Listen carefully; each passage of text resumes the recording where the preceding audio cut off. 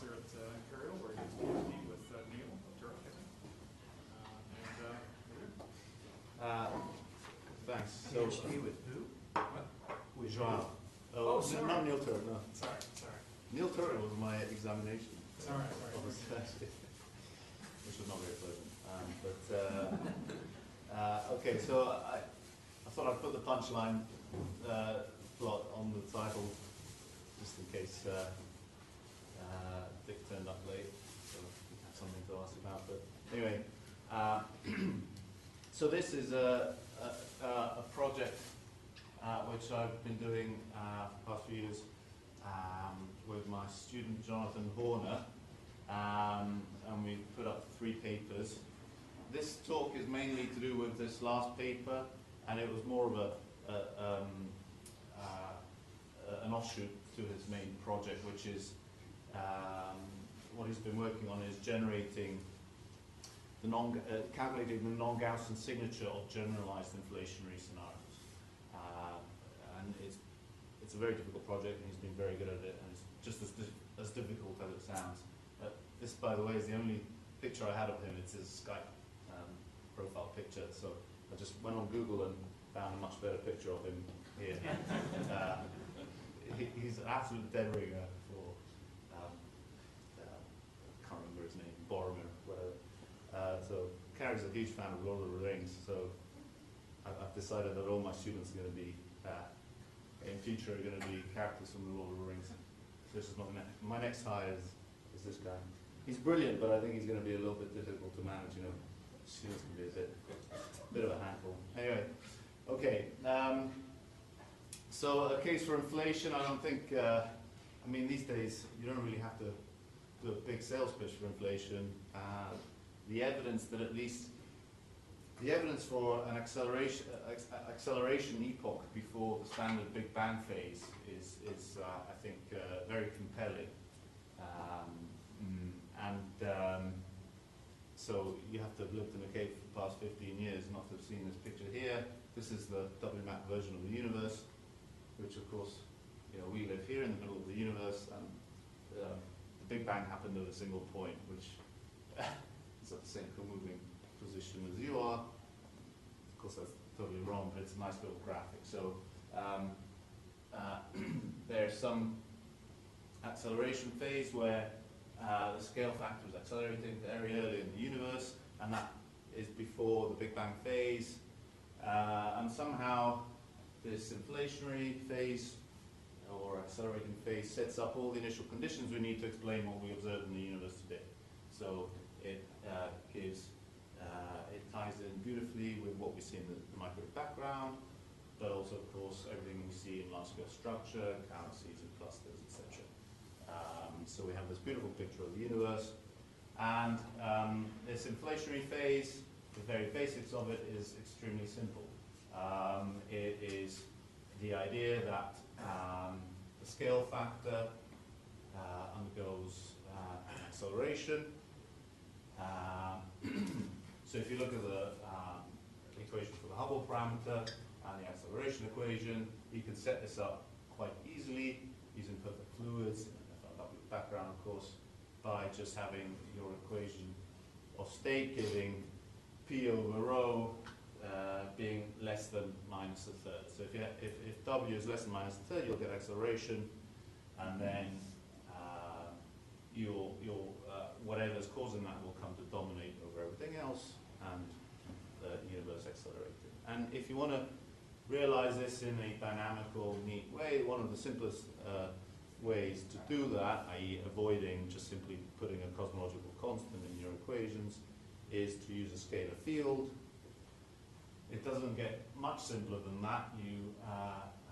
So with a scalar field, you put a scalar field, it has kinetic energy and potential energy, and you give it some sort of potential function. And the field, you set it up somewhere here, and it rolls down towards a minimum. And its dynamics is governed by this equation of motion, where it's influenced by the background expansion by a drag term. And so if you set things up properly, this field rolls down the potential slowly enough to be in the regime where its equation of state approaches that of the cosmological constant. So if you're slowly rolling down here, and if you roll down slow enough, then the potential energy dominates the dynamics, and it provides something that looks like a cosmological constant. It's changing slowly enough that it looks like a cosmological constant. And that's sort of this slow, what we call the slow roll regime. So scalar field in the slowly rolling regime. Why is acceleration so powerful? Why do we want an accelerating epoch? Well, to me, one of the most compelling arguments for an accelerating epoch is the solution of the horizon problem. And a nice way to state it is to consider the particle horizon. So a co-moving particle horizon you can work out is a logarithmic integral of the co-moving Hubble scale, 1 over 8 times h. And if you plot this, the co-moving Hubble scale as a function of, say, log a, then if you assume your universe is always decelerating as it did in the standard Big Bang phase, i.e. radiation followed by a matter epoch, then your particle horizon, that of course determines your causality horizon, your true causality horizon, is just the integral under this curve.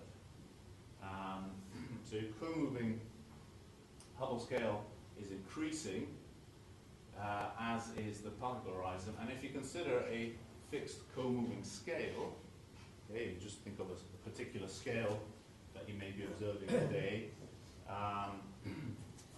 it could be smaller than the current Hubble scale today, but if this were the case, you just go back in time and you'll unavoidably enter the regime where it was much larger than the Hubble scale at earlier times. And this is a problem.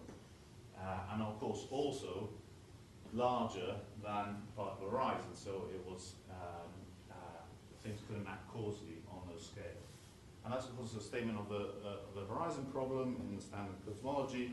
And the trick with an accelerating phase is that if you add acceleration before your Big Bang phase, then it really neatly solves this problem, because in that case your co-moving Hubble scale is a decreasing function of log a.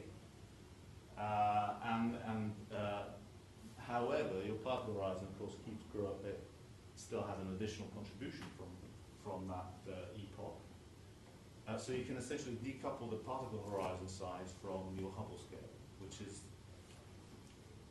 basically what solves all problems in cosmology.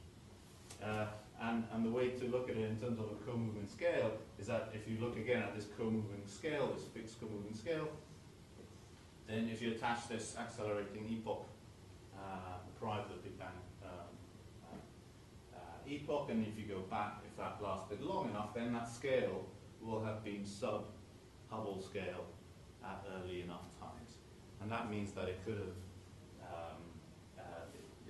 you could use causal mechanisms to, of course, set up your initial conditions.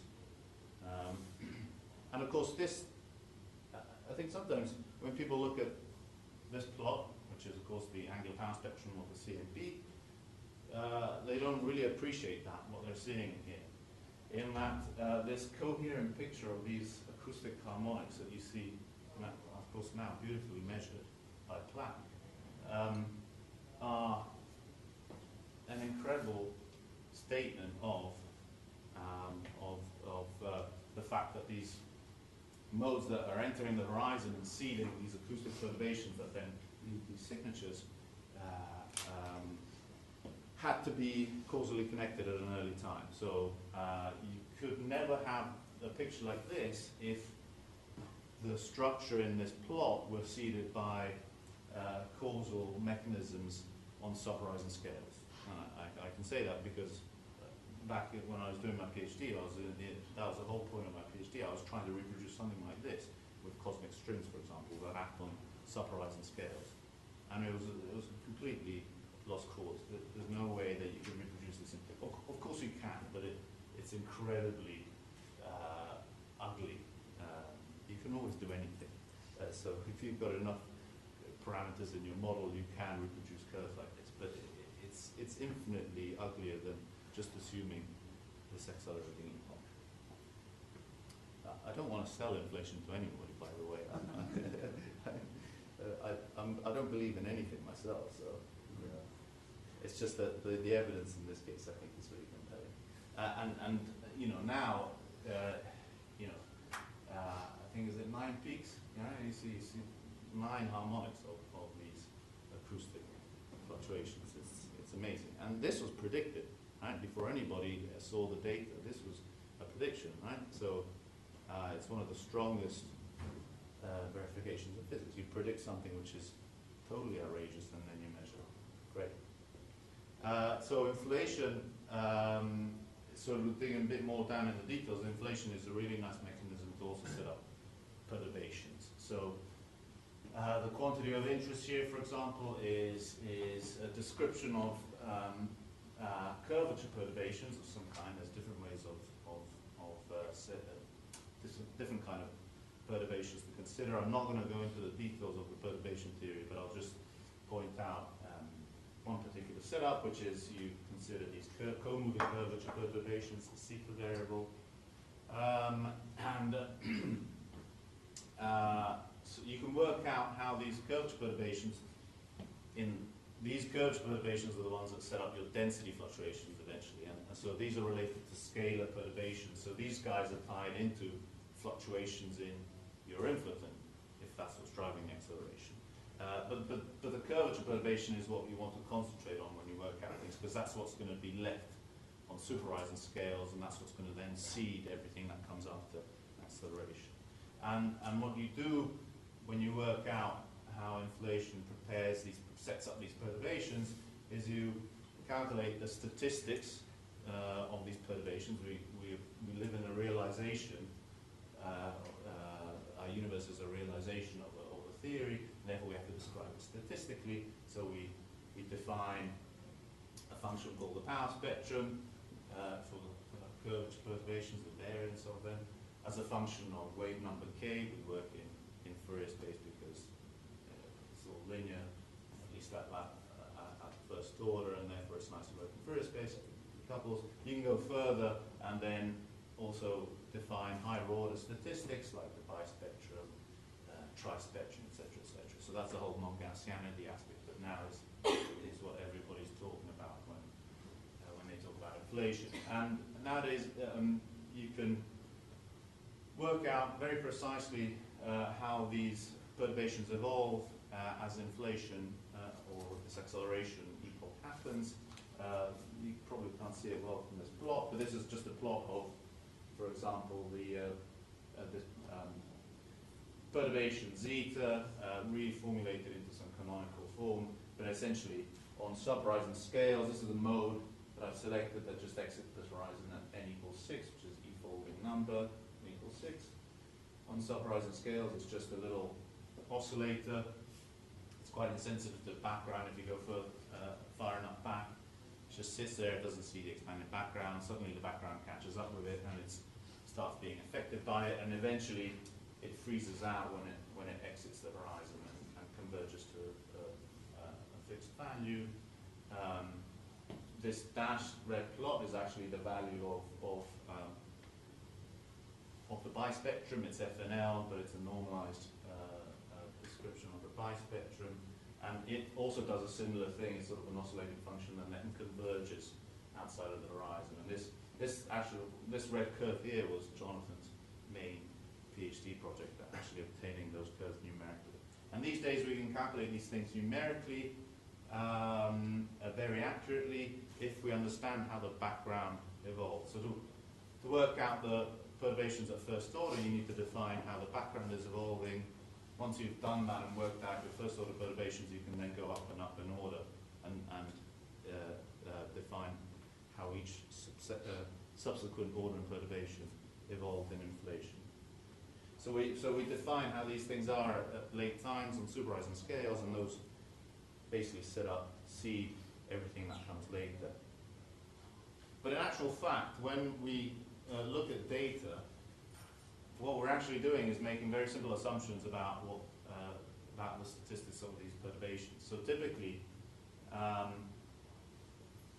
we just assume that inflation sets up your initial curvature perturbations as a power law, but it's nearly flat in dimensional units. So if I multiply P by K cubed, then that thing is just an amplitude times K to a power ns minus 1, and ns is this scalar spectral index. That is, of course, as we know now, very close to 1, so it's nearly scaling down. There's also the equivalent one for tensors, or gravitational waves, primordial gravitational waves, and it's the same thing. We assume it's a power law with a spectral index, in this case close to 0 for scaling there, it's just conventional.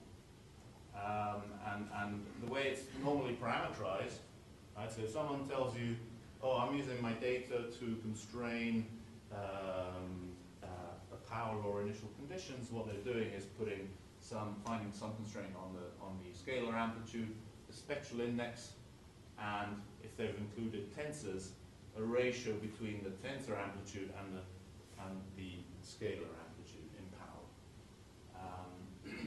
And of course, these things act as the initial conditions for, say, if you're looking at the CMB, they set up the initial conditions for your radiation perturbations at some early time, deep in the radiation epoch. And of course now we know very, very accurately how to evolve those perturbations through the radiation epoch, through the matter epoch to today, and how to describe them in spherical harmonic space, in terms of the variance in harmonic space. And basically what we see in the CMB is basically a convolution of this initial power spectrum evolved forward in the radiation perturbation and then projected onto spherical harmonics. So when you're looking at this plot here, your CLs overall, so we're not really interested in this bit here. For this talk, we're interested in this bit here, so you're looking at some kind of overall amplitude and some tilt, roughly speaking. So nowadays, when people say I'm constraining the parameters in my model, of course there's some really neat tools that we use, Monte Carlo Markov chains. Gone are the days when we used to sit all night long in Dick's office fitting data to some enormous grid of models, doing a grid-based search of the maximum likelihood. Now you use these really powerful MCMC techniques that yield posteriors in your chosen parameters. So it's kind of hard to see here, but your basic, your minimal model to describe the CMB includes barium content. See, I can hardly read them myself. Anyway, barium content, cold dark matter content, optical depth to reionization, an angular diameter distance measure, and then these two parameters, the amplitude of the scalar power spectrum and its spectral tilt. And you get plots like this. So you get little posteriors. And of course the interesting one, if we're talking about inflation, is this pretty famous plot now. So this was a plot included in one of the huge number of papers that Planck put out, number 22, that dealt with constraints on inflation. So this is the money shot. This is what people worked on 25 years to launch a satellite and measure the CMB. Okay, so it's a plot, it's a constraint, a marginalized constraint in 2D of this tilt, scalar spectral index, versus this parameter R, hence the scalar ratio. So you've got some likelihood contours, 1 and 2 sigma likelihood contours. And then there's an attempt on this plot to say, well, what does it say about inflation, right? So this is where it gets a little bit complicated. So, okay, well, let's go through the list, right? So there's natural inflation, Hilltop ordered model, power inflation, low scale symmetry, spontaneous symmetry, Bergen Suzy, R2 inflation, and then you start pi squared, pi 2/3, pi, and you go through a whole lot, and then there's some kind of cartoonish sketch of where each of these theories lie in this plane. And hopefully, some of them get ruled out, and just Why one did of you them. call that cartoonish? Well, just because there's some assumptions in terms of what parameters go into there. So, for example, saying m squared phi squared lies along here. Well, but that explicitly tells you what it means. It's a range of e-foldings, yeah. But I don't think that's, I wouldn't call that cartoonish. well, okay. So, for example, where does this band here come from? Well, it's some kind of assessment of where 1 plus cos. No, theta. that's an exact calculation. I mean, it's an easy calculation for natural Yeah. Oh no. So inflation. these for one e-folding and the other e-folding, right? And But- then in between, it's just a series of yeah. But lines. how many e-foldings?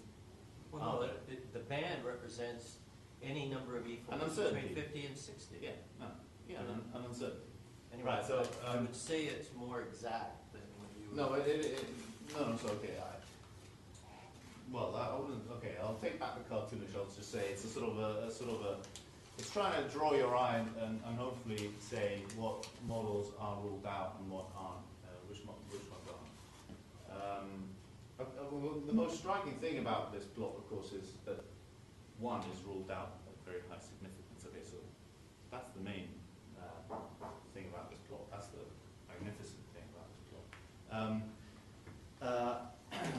But then, of course, so you're comparing different models, and then the question is also, well, how do I evaluate one model versus the other? So if I have this model versus this, well, they're both okay, they're sort of 2 in 1 and 2 sigma for any value of n. Which one is the best model? It's difficult to say.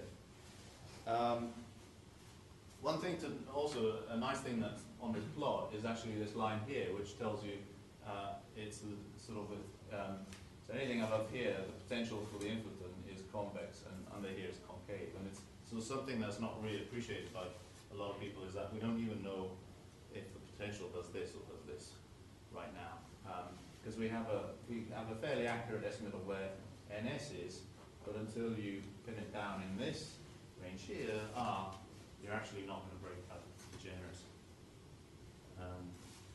So that gives you an idea of why, for example, measuring tensors is so important.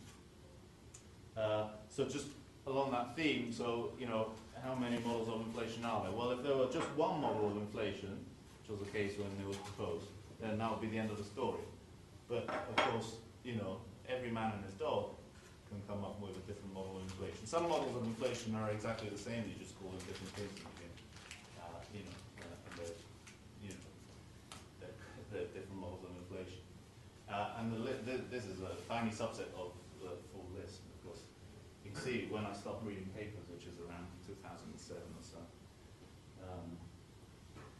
Okay, so which is the right one? From that kind of parametric point of view, when you're trying to distinguish between different models, what is normally done is then to stick to this description of a power law, but start letting go of it being a strict power law. So you say, well, let's go a little bit further and say, well, maybe I can distinguish things by allowing that spectral index to vary with wave number. So you should give that power law some shape, well, that power spectrum some shape in the curve. So this is the reasoning behind introducing, say, the running of the spectral index, which is all the rage a few years ago when WMAP was out and then kind of went away. People aren't really talking about it anymore. Then another thing to do, as I said, is to eventually, hopefully, if they're out there, measure a primordial gravitational wave background, your tensor, and that will give you your tensor amplitude or ratio R. And this does that really important thing, which it really breaks the degeneracy between slow roll parameters epsilon and eta, if you want to look at it that way. So if you measure an S, you're actually measuring a combination of these two slow roll parameters that basically describe the curvature and the gradient of your potential. But if you measure R, then it only depends on one of them. So you break this degeneracy, and you can unequivocally, in single field inflation, say, at least say if the potential looks like this or like this. And then all the rage now, of course, is looking at higher order statistics, the non-Gaussianity, the bispectrum, trispectrum, and beyond, of course, because that has a lot of potential for distinguishing between different models. But that's very hard. And it won't be the focus of what I'm going to discuss next. So a kind of alternative to this whole description, it's sort of a sort of alternative to describing inflation as different models, and then just sort of sweeping it away and just saying, well, actually, when I go and look at data, all I'm going to do is assume that it's a power law with a single spectral index and an amplitude, and I'm just going to report numbers about that, and leave the model testing to other people. Another approach is to sort of try and generalize what you mean by an inflationary trajectory. And this is actually, there's a really neat formalism that you can use if there's only a single inflaton, if inflation is being driven by a single scalar field. And that's known as the Hamilton-Jacobi approach. And in the end, it basically allows us to define trajectories for the Hubble parameter during this acceleration phase, from which we can then calculate all the observables. And that's the general gist of it.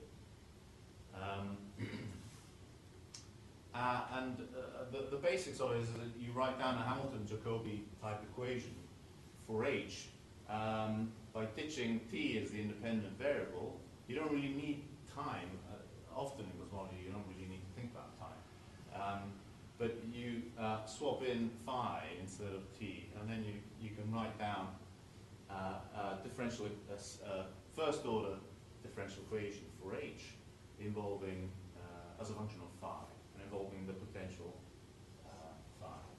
And this, of course, goes way back, and Dick was actually one of the first people who wrote things down in this way. And then the question is, how do you solve that equation? What you want to solve for is essentially h of phi. And a neat way of doing it is to define a hierarchy of what I call Hubble flow parameters. And these Hubble flow parameters are basically sort of this lambda with an index L, just describes higher and higher derivatives in the Hubble parameter. And h phi here, by the way, is just dh by d phi. And they're often actually called slow roll variables. And that's basically because the lowest order ones, well, there is a connection with the slow roll parameters. In this case, the way we've defined them, the first few lambdas, such as epsilon, eta, and then the second order slow roll variable, psi. Of course, epsilon here is actually just a proxy for the acceleration. So the universe accelerates whenever epsilon is less than 1. The literature is a bit confused because there's different kinds of slow roll parameters. This one is the actual one where if it's less than 1, then you are unequivocally accelerating. The other way to write down slow roll parameters is to describe them in terms of the gradient and curvature and so on of the potential. But here we're doing everything in terms of h.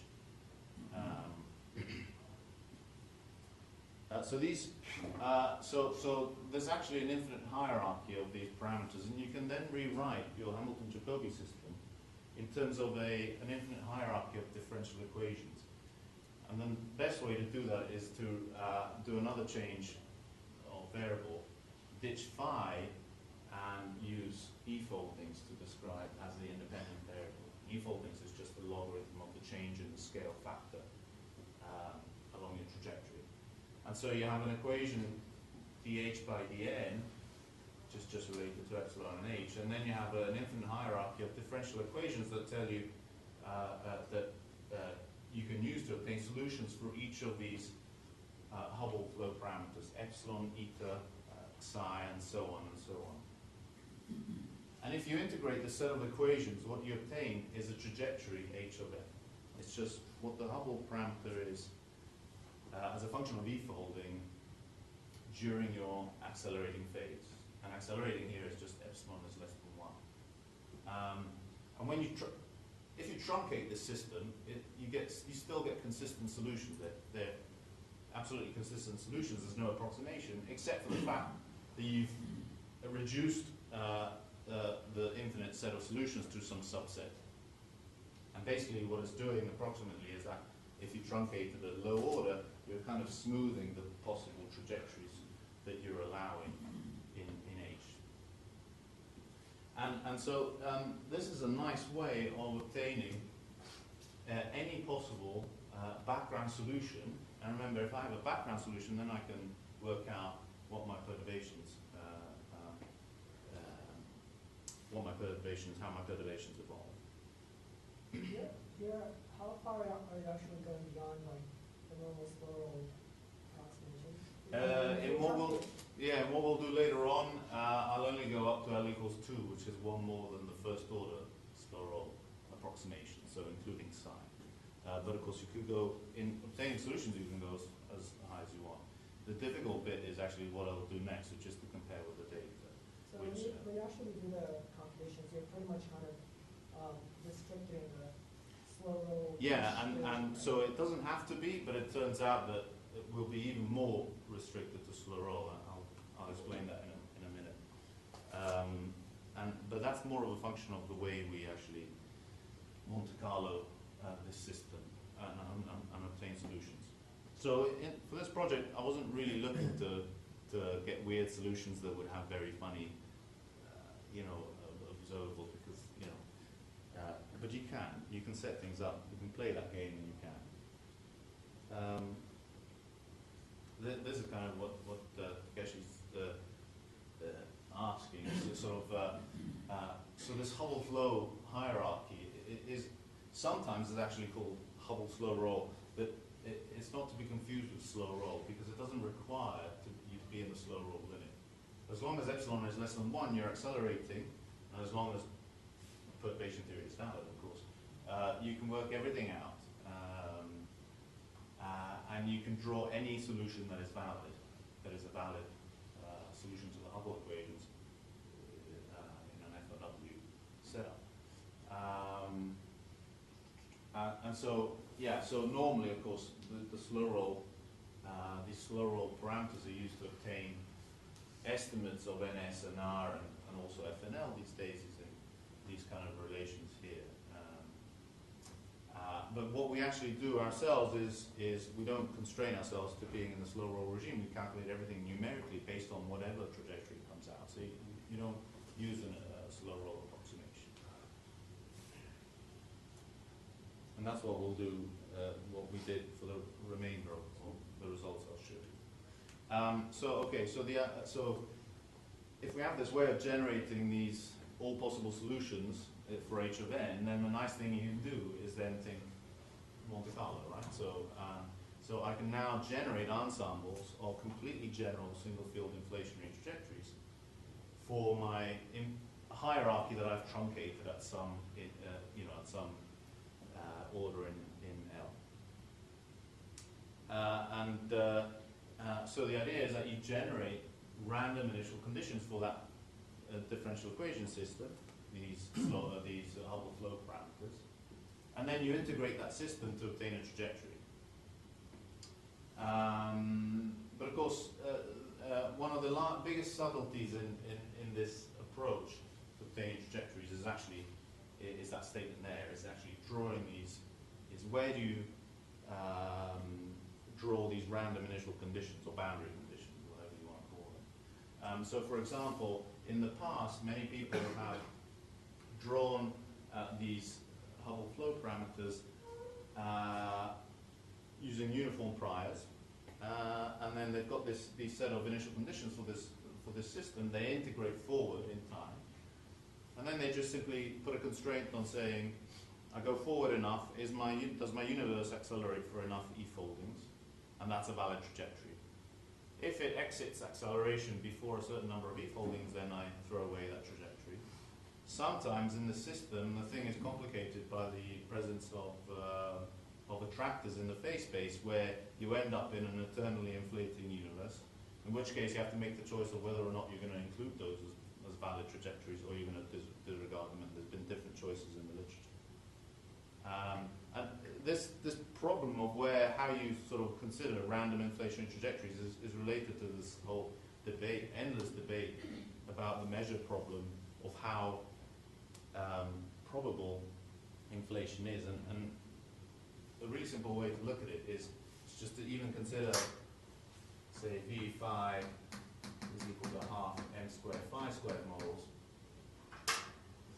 And if you look at the phase space of that particular model, so if you plot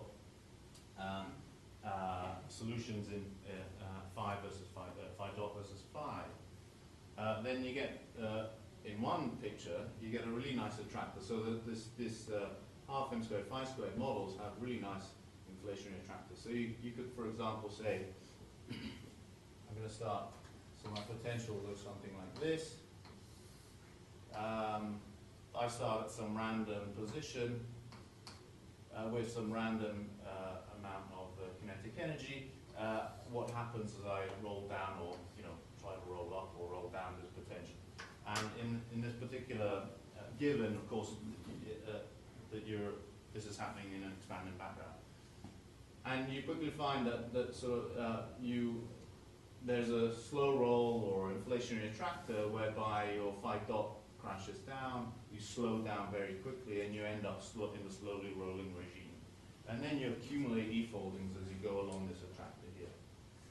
And so the question is, well, if I select some time slicing or time hypersurface that is early on, say, I draw random initial conditions, say, uniformly in a circle, say, at early times, then most trajectories I select will end up having lots of e-foldings because they'll just hitch onto this inflationary attractor, spend some time there, give me enough e-foldings, say 60 or 70 e-foldings I need, between 50 and 70, say, that I need to explain the universe, and that's all fine. The other side of the coin is that if you say, well, if you consider a late time hypersurface and you somehow define some kind of random measure on that hypersurface there, and you integrate back to see if you've got a valid inflationary solution, then you're in trouble, because then this attractor becomes an unstable solution, and you very quickly move away from the inflating solution. So if you draw random initial conditions at late times there for this particular theory, you're in trouble. Most of your solutions will never give you enough e-foldings. And so, if you've ever tried to follow some of these debates on what the measure of inflation is, where people bandy around either e to the minus or plus 300 as the probability of inflation happening, it's basically a choice of where you draw random conditions for your inflation trajectories. But that seems to be a problem that occurs anywhere in physics. Yes, no, but most places in physics, you kind of know where to choose your initial conditions, because time is all defined, and I start here and I want to end up there. Then the question here is like, well, I live in the universe here and I measure things here, and therefore I can only measure things. In a way, you'd like to say, if I could measure the inflaton now, I'd measure phi dot and phi to a certain precision. Okay, I'm going to integrate back, but then you're incredibly sensitive to whatever. It's that kind of problem there. So you don't have access to what the inflaton is doing there. To me, this is a more intuitive way of saying, what's your random initial conditions for your model? Well, I don't know, phi appears here with some random kinetic energy. Doesn't somehow quantum mechanics tell you what happens at early time and give you some initial conditions? Well, this is a completely classical toy model for what a scalar field is doing, and there's no, potentially, if you have an underlying theory that involves, supergravity, then maybe you have some mechanism for how does phi drop into existence, right? So, what are its initial conditions? Then maybe you can address this, but I don't know, a lot of the debate is not well informed. You just can't put.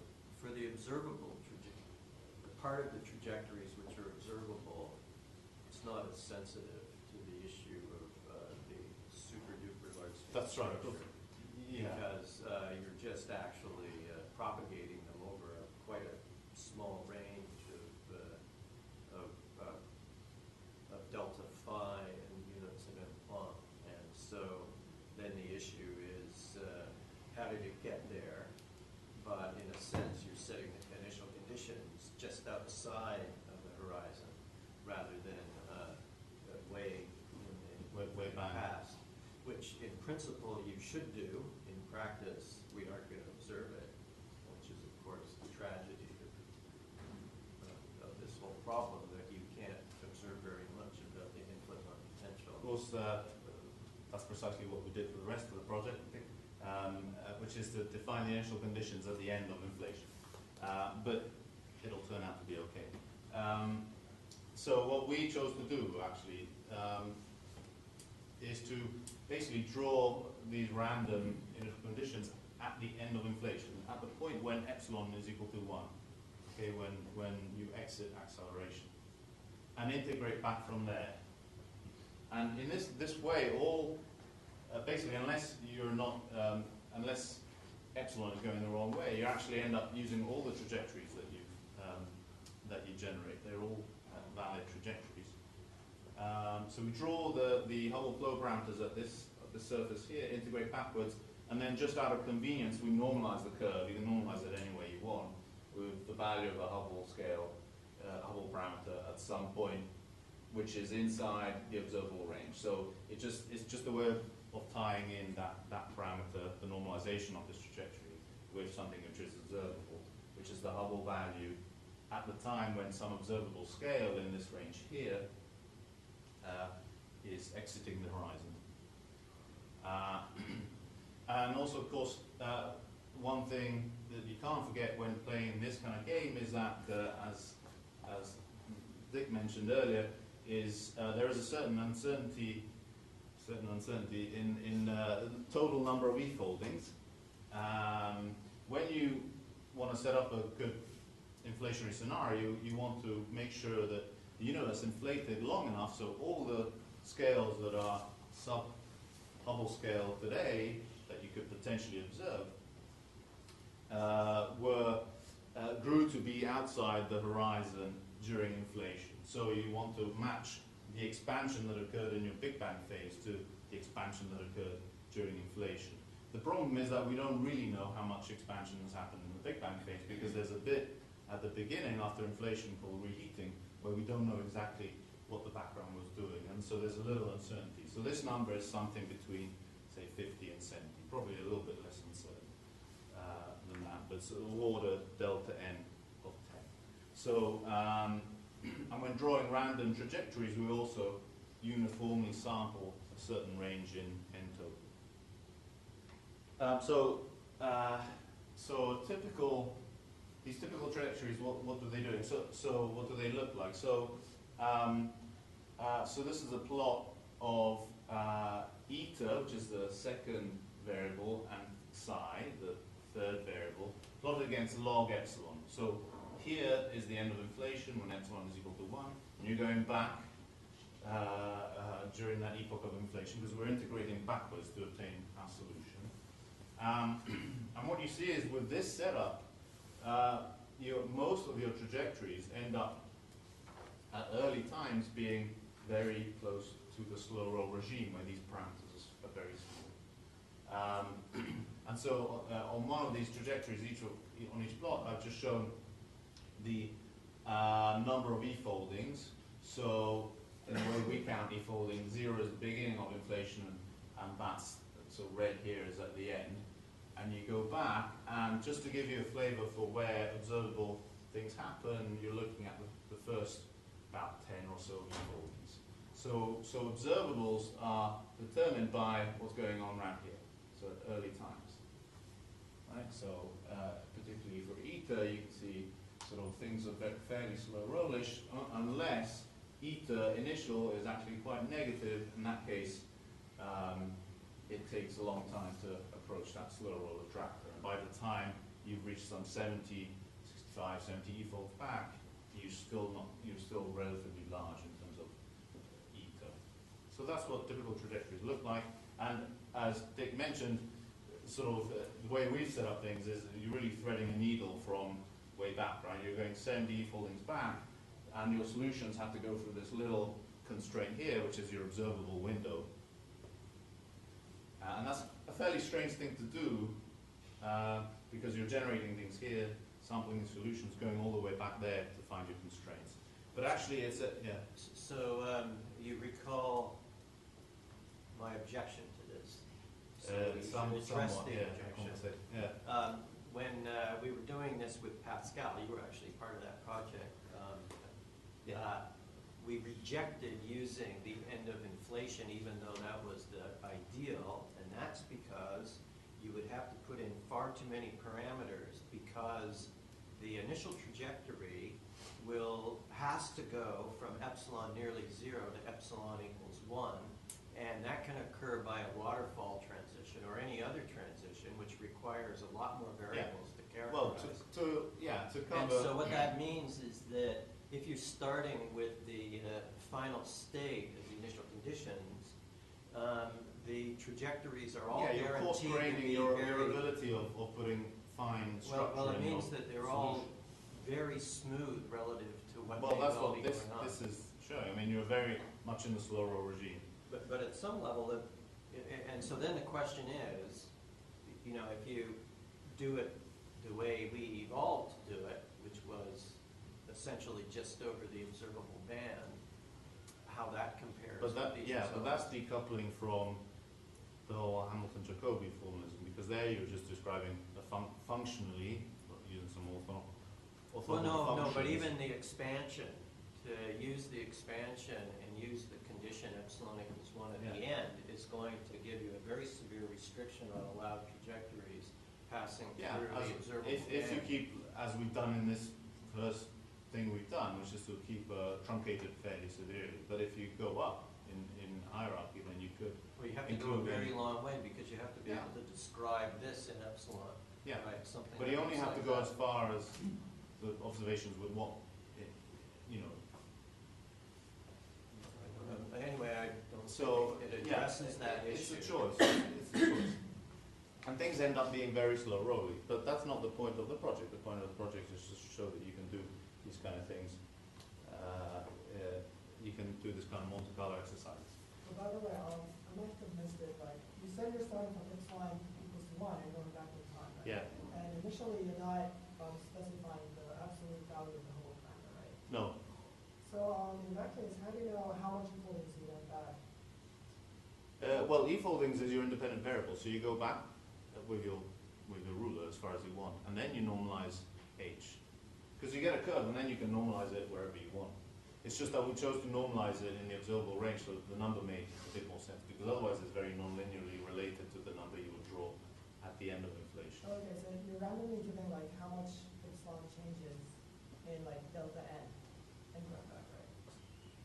And when you go back like 50 or 60 equals, you set the whole parameter. Yeah, you normalize the curve at an arbitrary point. Yeah, just to make it more closer to a. Well, it is very close to a. So this is just a plot to show what happens with when you Monte Carlo this thing. So this is just something like 1,000 trajectories converted into the value of the spectral index and R in the observable window, which is the first 10 e-foldings of your trajectory. And so the nice thing is that basically what Dick is saying is that you will see that something, in the way we're doing things, you'll see something very similar to what's plotted sketched out on this plot, which is you'll see an inflationary attractor, which is basically the slow roll attractor, dominating where you are in the NS and R plane. You'll get outliers where things are being less slow rolly, but they're suppressed because of the way we're sampling things. It essentially constitutes a prior. Some of these things, of course, you can see that NS is evolving during your inside your observable window, which will give rise to running in the power spectrum.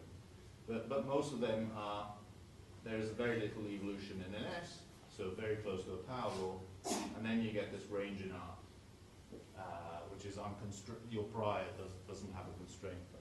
Why is your Monte Carlo preferring like large field models compared to like small field models? Is that simply because like large field models require can have larger epsilon size, kind of less I think it's related to the way to the prior that we're imposing by sampling our parameters at the end of inflation, and it's a smoothness criterion. So you get very smooth trajectories, especially. It's exactly what Dick was saying compared to your observable range. I think that's the reason. If we tried it, if you actually sample them at some other point, which complicates your interpretation of that prior quite a bit, then you can actually shift this thing around quite a bit. But then you're playing a game where you're looking for something, I think, and it's kind of dangerous. Okay, so then the exercise. So for the remainder, I'll just show you some results of an initial exercise we ran using this formalism, which is to say, okay, I'm going to when I run my CosmMC, my Markov chain Monte Carlo parameter constraint machine, okay, I'm not going to assume a power law primordial curvature spectrum, so I ditch NS and AS, and in our case you also ditch R, you ditch the tensor spectral index, all those parameters, and you substitute them with the Hubble flow parameters. So we've got similar parameters to what you would do in a normal run, so baryons, Goldbach matter, your angular diameter distance measure, reionization, your optical depth. The amplitude parameter is just this normalization of H, a bit arbitrary, but it's pretty much the same as the conventional parameter. And then there's the total number of E-foldings, epsilon, eta, and psi, and we stopped at L equals 2 because it gets, for this choice of parameter, running MCMC chains gets very inefficient. And so this is the prior range with which you sample your space in your conventional exercise, and you choose ranges for these parameters, except for, of course, epsilon, because in our prescription epsilon is always equal to 1, so you don't have to sample it, it's always equal to 1. So it's also kind of nice because it's not a parameter you need to keep in the mix. In addition to that, there's derived parameters that you can look at, of course, which is NS for a given scale, which in our case is always the largest scale observable today, just the choice of scale. So you can look at what NS does at that scale, R, what the spectral index for tensors does. In our calculations, we also output FNL of a certain kind, but I'll just call it FNL. And also the slow roll parameters at that scale, which are more closely related to the observables than, of course, the ones we're using to actually sample the trajectories. And this is to be compared. So what do you compare this with? You compare it to what is known as the Planck R run, which is the Planck constraints on including tensors. So there they include also include the parameter R, the ratio of tensor to scalar. They don't include NT because they keep that fixed using a consistency relation. So the total number of parameters there in that model is 7. But compared to 8 sample parameters in our prescription, but actually it's not quite a one-to-one comparison because our prescription, of course, in principle allows for more structure in the power spectrum, so at least running. And of course, NT is not coupled. So our effective number of parameters, it should be compared to something which has a larger than 7 effective number of parameters. Anyway, just to show you, give you a feel for, what we're doing is actually imposing a prior on the MCMC chain, and what the prior looks like is this. This is similar to what I was plotting before in S versus R at these observable scales. So this is kind of related to what you would observe. Well, it's related to what the constraint coming from Planck, which are these black curves here. But the new thing that we did also in the series of papers is to actually calculate the resulting FNL for all these trajectories, and that gives a really nice picture that hadn't been really explored before. And you can see the same kind of structure. The sort of Nike symbol here is flipped around. So here, low R models are ones that run along the consistency line. So this line here is this famous consistency relation where FNL is just 5/12 NS minus 1. That is always true in the local case for FNL, and is valid in the slow roll regime for FNL equilateral. So this is essentially this is the prior imposing on in this space here.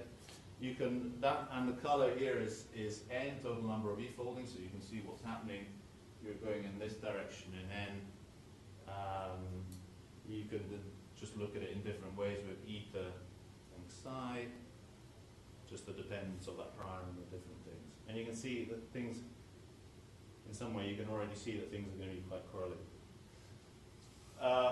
The basic setup is this: you sort of generate random Hubble flow parameters, you integrate to get a trajectory, then you calculate observables, and then you input your power spectra into your machinery to calculate the CMB power spectrum, and then calculate a likelihood value.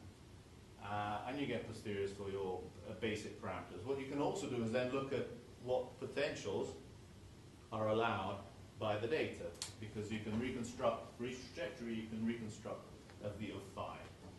If you have an epsilon trajectory and an h trajectory. So if you have a function epsilon and h, you can then reconstruct V. So this is actually kind of to be compared to a little exercise that was done in one of the Planck papers, which is, it's a very different exercise, and what they did is to do this sort of non-model-based approach, is to expand the potential in terms of Taylor expansion of different degrees, and then fit to the data. And their summary plot is something like this. Different orders in Taylor expansion give you different well-fitting potentials. It's a difficult plot to interpret, and this is the main reason why I ended up doing this project, is because I sort of didn't really get something out of this plot. So there's different orders in n. And also, of course, the big thing here is that, especially for very flat potentials where you get all your refoldings for a very small delta phi, you just get this little thing, and they're saying, well, the potential is that, but there's no description of what the potential or what the trajectory does outside the observable range. And there's no constraint on the consistency of that with generalized inflation. So just looking at the results from this initial exploration with MCMC, so there's the standard parameters, nothing changes much, there's no surprises, you don't expect to be any surprises because you're not modifying anything to do with radiation perturbations. So those all kind of line up with what Planck obtained in their sort of equivalent run. And then you have the other parameters, which are h, total number of e-foldings, eta, and psi, and you find that your eta, the preference is somewhere around it being very close to zero, but then you get long tails, and actually one tail is constrained by the data. This is actually a true constraint. You drop off there for large negative eta, but then there's a long tail that just, a flat tail that goes beyond the prior that you compose for the sampling, so it's unconstrained towards large positive eta. And psi, the third parameter, is kind of well constrained with very small tails going to large values. And one problem with this setup is that it's very difficult to run these chains because these parameters are actually quite correlated in ways that make your sampling quite inefficient. So these are the original parameters. These are the basic parameters you're drawing. This is the result of, this is the 2D marginalized posterior with some samples in R shown here, just to guide the eye. So low R is here, but there's a sort of a degeneracy between the third and second parameter. But when you translate that into what happens at the observable scales, then actually you're quite well constrained. So actually what we're doing in a sense is marginalizing over a fairly unconstrained distribution, but then it results in good constraints at observable scales. Right, so if you look at the numbers coming out, then you produce a little table like this. It doesn't really mean much except for the fact that everything is, when you derive parameters, for example, you compare with Planck, it's, the numbers are quite similar, there's no surprises. One thing, if you're still paying attention, is that I've got an FNL constraint there. It says FNL is equal to something plus or minus something. Of course, that's not a true constraint. That's not telling you what non-Gaussianity is, especially if you know the latest coming out of the observations is that your constraints of FNL are of the order of 10 or so, right? So there are no constraints of FNL, but this is a prediction. right? Because for every trajectory that we generate, there's a consistent value of the non-Gaussian, the amplitude of the non-Gaussian that goes with that trajectory. And so you can, and so what it allows you to do is sort of do a forward prediction of where you would expect FNL to be, consistent with these inflationary trajectories. And because the thing you notice first is that it's a tiny number compared to current constraints. Okay, so there are no surprises there. Non-Gaussianity from single field inflation in the slow roll regime is supposed to be very, very small. The likelihood of the best fit model is very close to the equivalent Planck run. There's no indication that this way of sampling things is any better, but it doesn't do any worse. So then you can look at, say, the power spectrum. I'm going to skip that and go straight to the potential. So you can reconstruct the potential for every trajectory, and you can make a little plot like this that should, in principle, give you a flavor of what the best fitting potential is. So this is all the potentials in the MCMC chain down to a delta log light from the best fitting one of -2.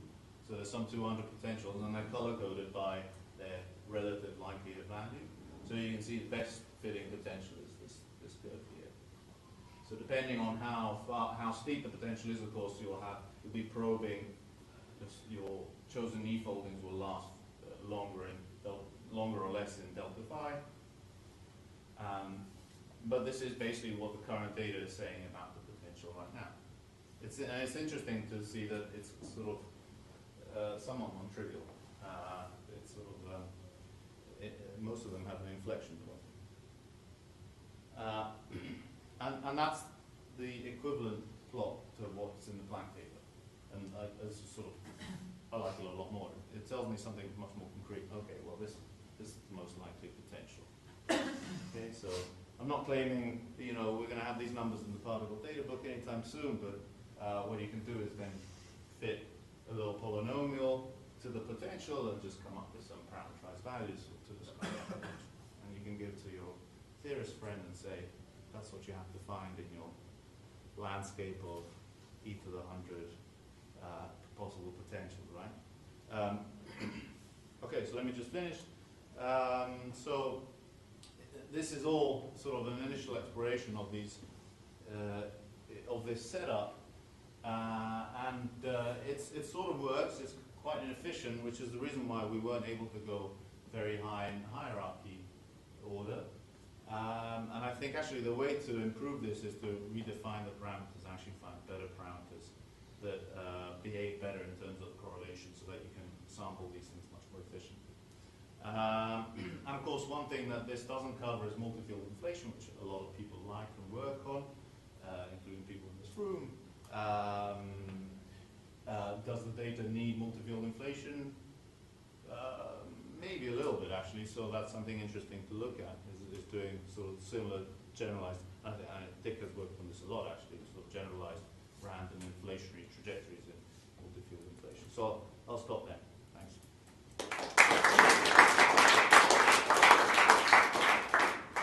Thanks, Carlo. I think we have time for maybe one question. Or everyone's blood sugar's crashed. So the test for single field inflation is to find the FNL, which is consistent with the prediction. Yeah, if you saw FNL that was much larger than what you were seeing in those plots, then you'd be in trouble. Yeah, so single field inflation could be ruled out. Is that sensitive to the hierarchy truncation? Not very sensitive, I'd say. Yes, because if you go much higher, then you can get out of slow roll things. So in equilateral FNL, you could get much larger numbers. So then maybe you want to look at that as a possible way of escaping that constraint. But in what sense is this? I mean, this is not a test of single field inflation. If it's just assuming. Well, it's an exploration of single field. No, it assumes. But it's not as if because this works, therefore single field inflation. Well, it's the other way around. If you measure a value of that which didn't agree with this, then it's Yeah. going to be that you don't, then it Well, moves that's- out. So, yeah. so it is a test. We sort of, okay. I mean, single field always gives F of order 1. Lots no. smaller. Well, less than 1. No, not necessarily. be out of slow roll, and for certain FNLs, you can be larger than 1, much larger than 1. And that's another of the results that we showed in here. It's only local FNL that for all regimes gives you small FNL, consistent with a consistent relation. It's something that's not appreciated enough. No. If you want to play the game, there's room to play in single field inflation, right? In a similar fashion, did you also try like varying the sound speed?